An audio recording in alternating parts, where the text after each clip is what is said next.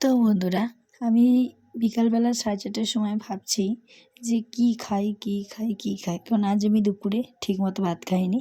তো তারপর লাস্টে আমি চিন্তা করলাম যে ঘরে আছে চিড়ে, আর কিছু আছে চিড়ের পোলাও করার মতন জিনিস। তো সেজন্য আমি চললাম চিড়ের পোলাও করতে। আর মন চেয়েছে খাবো না, এটা কি হতে পারে বলো? খেতে তো হবেই। তো চলো, দেখো আমি প্রথমে চিড়েটা ভালো করে ধুয়ে রেখেছিলাম জল ঝরিয়ে। আর আমার ঘরে যা যা ছিল সেটা দিয়েই করেছি। তো বাদাম ছিল 2 প্যাকেট, আচ্ছা ছোটো ছোটো করে আলু কেটে সেদ্ধ করতে বসিয়ে দিয়েছিলাম, প্লাস কাঁচা লঙ্কা আর পেঁয়াজ কেটেছিলাম। এর থেকে বেশি কিছু ছিল না। অনেকে অনেক কিছু দিতেই পারো। তো যাই হোক, এবার আমি কীভাবে তৈরি করব। প্রথমে গরম কড়াইতে তেল খুব ভালো করে গরম করে নিয়েছি।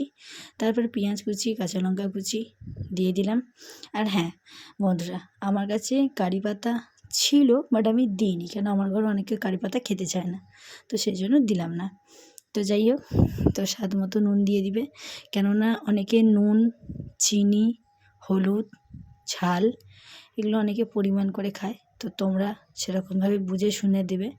আর পেঁয়াজটা খুব ভালো করে লাল লাল করে ভাজবে, তাহলে কিন্তু ফ্লেভারটা আসবে আর খেতেও ভালো লাগবে।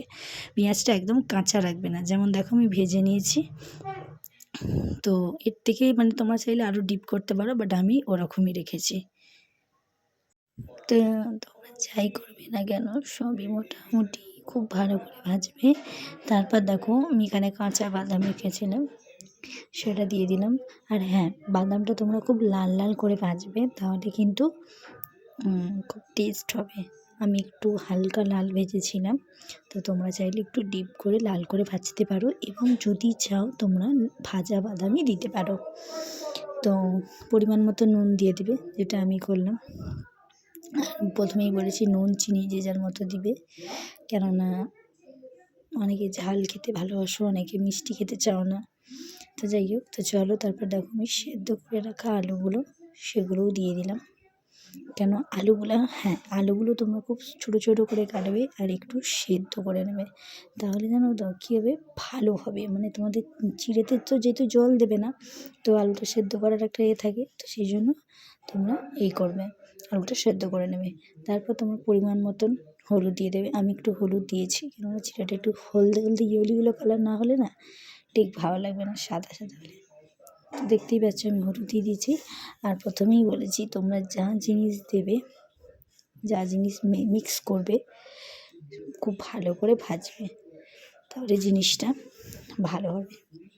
আসলে একটা ভাজলে একটা ব্রাউন কালার হয় না, দেখবে সব জিনিসটা একটু ভাজলে খুব সুন্দর গন্ধ বেরোয়, খুব ভালো। তোমরা চাইলে এতে আরও অনেক কিছু দিতে পারো। তো চলো তারপর দেখো আমি যে চিড়েটা ধুয়ে ভালো করে রেখেছিলাম এটা সুন্দর করে দিয়ে দিলাম। আর একটা জিনিস মনে রাখবে, চিড়েটা কিন্তু নরম করবে না বেশি, আর গ্যাসটা অবশ্যই লো ফ্লেমে করে রান্না করবে, তাহলে খুব ভালো হবে।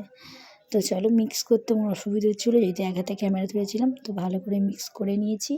দেখো কতটা ঝরঝরে হয়েছে, আর কতটা নিয়ে কী বলবো, তো সুন্দর গন্ধ উঠছিলো ওই কটা জিনিস দিতে, যে মানে তোমাদেরকে বলতে পারবো না। তো কী বলবো, মানে তখনই মনে হচ্ছিলো সব খেয়ে নিই।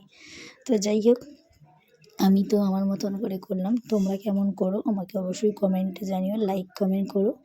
আর চ্যানেলটা অবশ্যই সাবস্ক্রাইব করে দিও বন্ধুরা। আর ভালো লাগলে আমাকে জানিও, তোমরা করে খেও আমার মতন করে, অবশ্যই অবশ্যই আশা করছি ভালো লাগবে।